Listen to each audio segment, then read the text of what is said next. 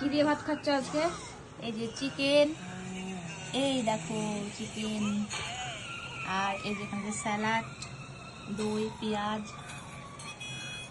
এই যে লঙ্কা। একটা করে লঙ্কা খেতেই হবে। তো চলো দেখা যাক। আমার বড় মেয়ে রান্না করেছে, আমি আজকে কাঁচা কুচা করেছি। কেমন হয়েছে দেখি রান্নাটা। ভালোই হয়, তার জন্য না রান্না, মাঝে মধ্যে রান্না করে খাওয়ায় আমাদেরকে।